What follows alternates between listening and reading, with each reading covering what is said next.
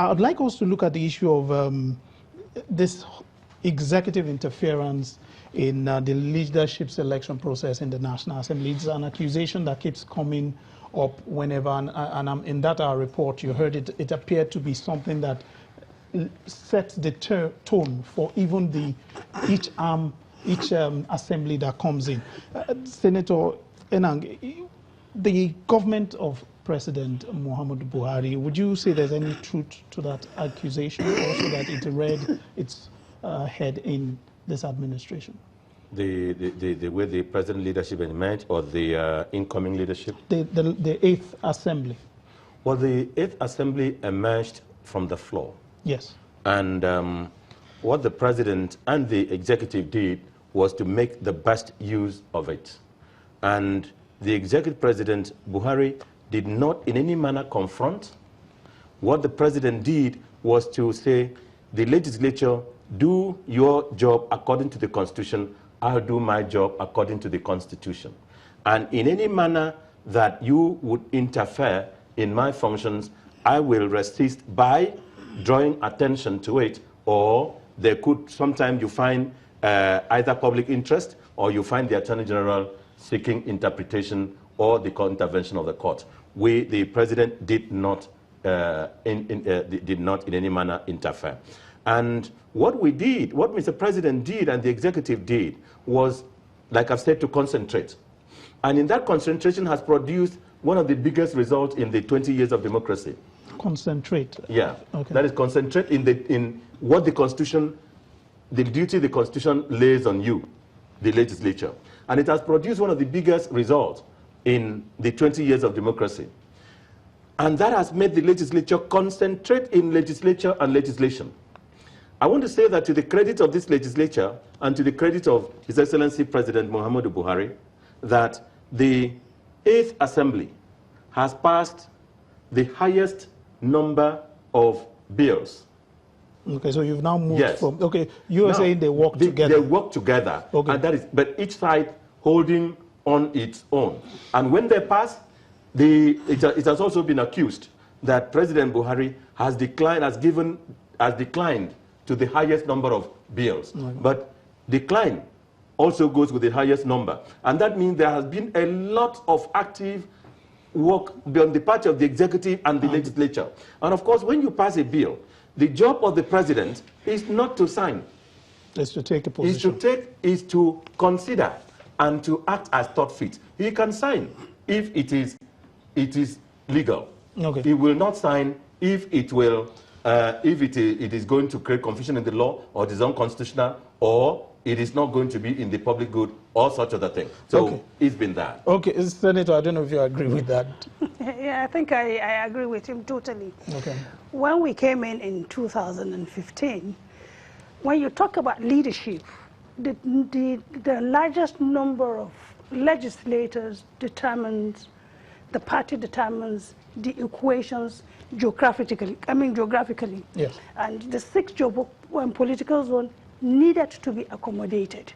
If you have the president from the northwest and the vice president from the southwest, then obviously 4 other zones is needed to see how they can now work within to balance in the 2 chambers, the Senate President, the Deputy, the Speaker, and the Deputy, and again the leader of the party that stand as a liaison between the executive and the legislature. And if the party now said, okay, we have won the majority in both chambers, yes. So now the Speaker has to come to a particular zone to accommodate those people, and the Senate President. Definitely the party will want to intervene on who becomes the leader of the 2 houses. And you cannot, because we are practicing a presidential system where the winner takes it all, unlike the parliamentary system. So now, when we came in 2015, what they saw is that, okay, Northeast gave the highest number of votes, North Central came second, and vice versa. Then I think the Southwest came third. And the issue of now, okay, the Southwest has been accommodated. The Northwest has been accommodated. So Northeast, North Central. Northeast, North Central, then South South, and I think South South, Southeast. And that was how the tabulation goes, so that either way it will. So for President to now say, no, this is what I want, I think he followed the tone of what the party has streamlined. No, but you do know that that also set the tone for the 8th Assembly, in the sense that there was a person, or there was a particular person they wanted, and the executive wanted to work with, and even till there the end... There wasn't a clear demarcation on that. Okay, so you don't take that as there wasn't interference? A clear demarcation. Yes. No, if the executive had interfered, yes, probably Saraki wouldn't have. Okay. But since they looked at the ratio, yes, of who has the highest number and who got what, and again, those that came in, because I participated, but again, there was an agreement between the two, within us, to now say who now becomes the Senate President. Okay. Where probably the executive were not happy, which is a misnomer, where you have the opposition occupying the second, highest position. I think that is where they weren't comfortable with that. Okay, Dr. Adeni, the one issue that I would like us to look at is this issue of the battle over the powers of appropriation and all the yearly budget, that the tussle that always occurs. What do you think is responsible for this? Very unfortunate, really, and it's one area, like you said, that we always have attention. We're talking about finance here, we're talking about money, and you know how our society is, we're a system that subscribes less to value, we're a system that subscribes less to virtue. You are defined by the amount of money you have anywhere, whether legitimately earned or illegitimately earned. And so anything about finance will always attract attention. And again, there are several allegations of budget padding and all of that. It remains at a level of allegation. There are several allegations of corrupt practices in different arms of government, in the executive and the legislature inclusive. It could be because these allegations, because of these sharp practices, because sharp practices are still happening in these arms of government, they cannot help themselves, if they are moved away, if they don't have influence in the area of finance, in the areas of appropriation, so they become very vociferous, very determined in those sections, in the area of finance and all that, trying to help themselves, rightly or wrongly, correctly or incorrectly. So I think the question of corruption might still be evident within this matrix. But that remains at the level of allegation. We're not pointing accusing fingers, but most importantly, it shouldn't have been this difficult. It should have just been a straightforward thing.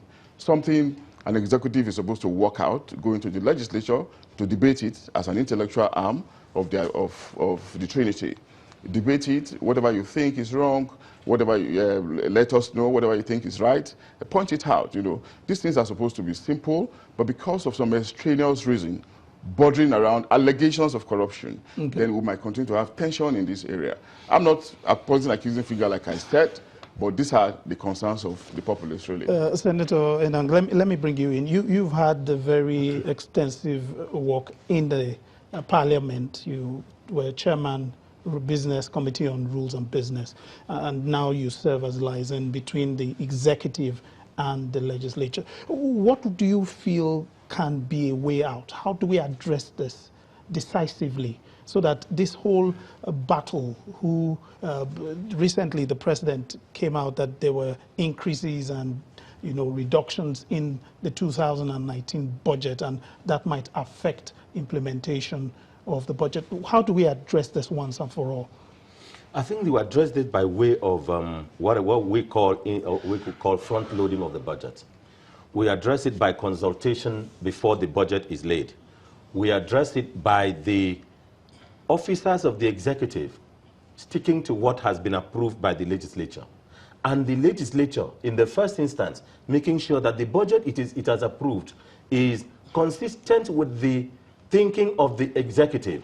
And if there is anything that they think that is not in the public interest, they address it with the executive, with the minister in charge of budget, finance, and the respective areas, and is agreed with and brought into the budget. Now, I remember that in 2000, budget has been a big issue.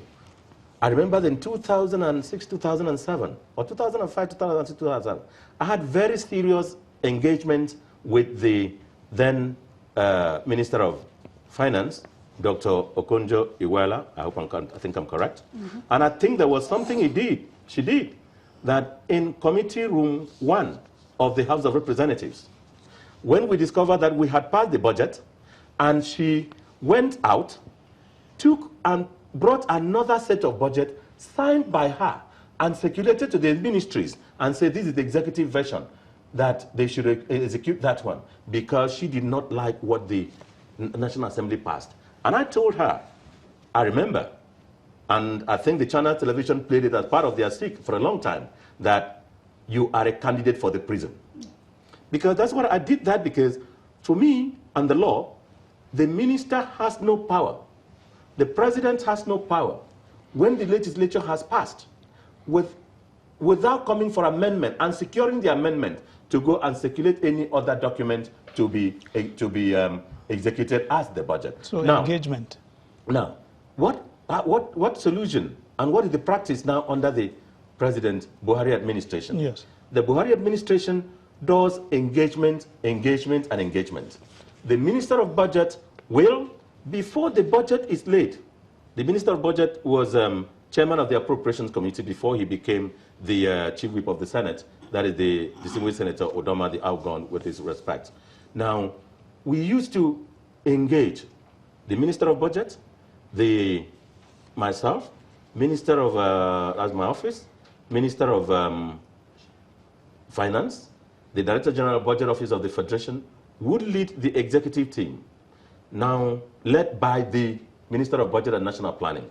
The National Assembly constitutes a committee headed by the Deputy President of the Senate and chaired again, co-chaired by the Deputy Speaker.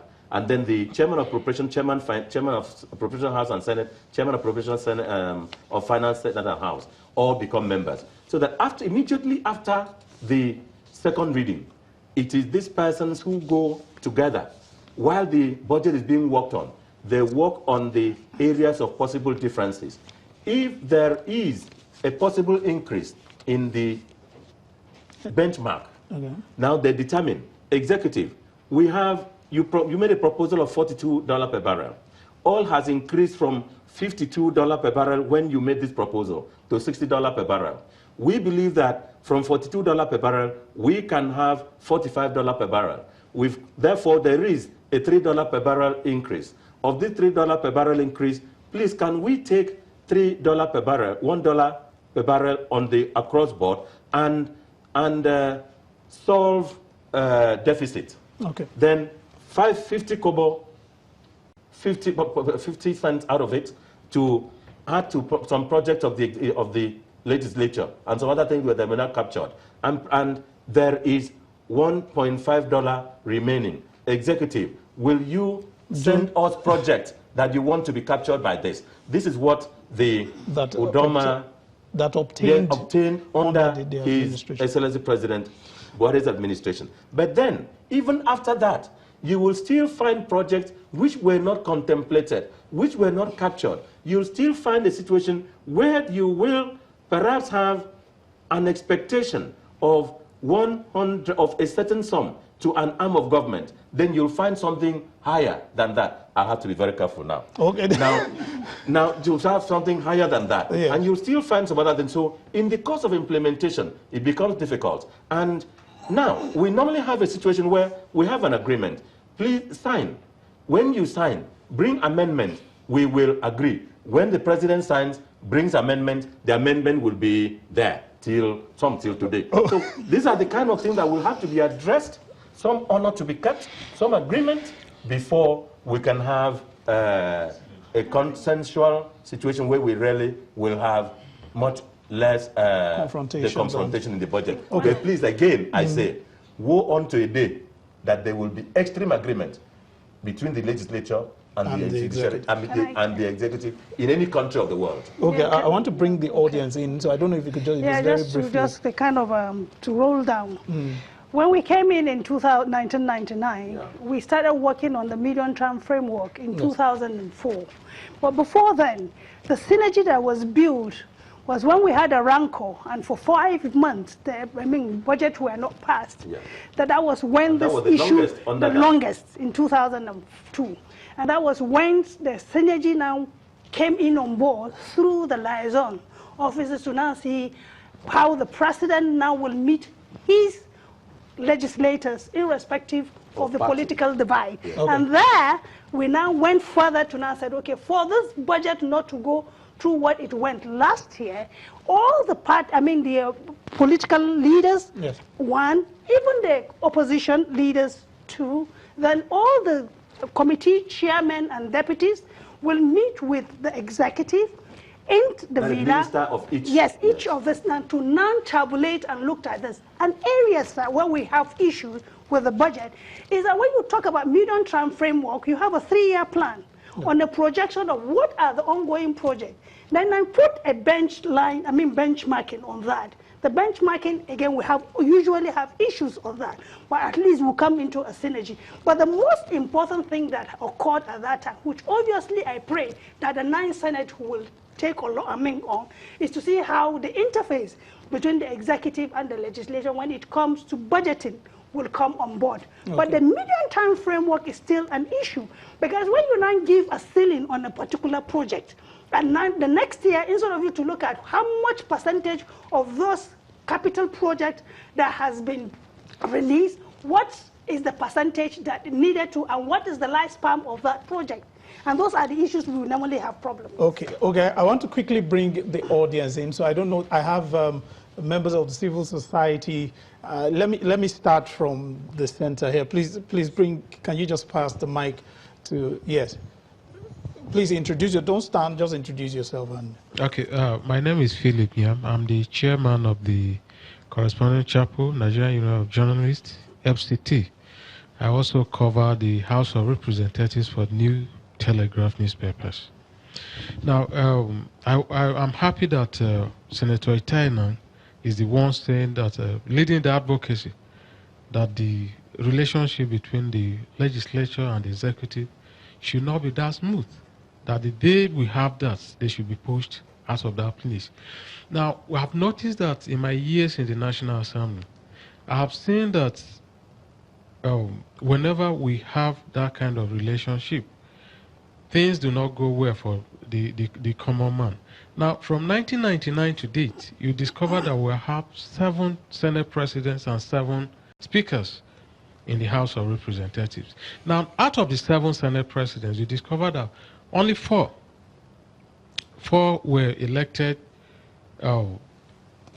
outside the influence of the of the executive. Yeah. The same thing in the House of Representatives. You also discover that the 3 speakers and the 3 Senate presidents who were elected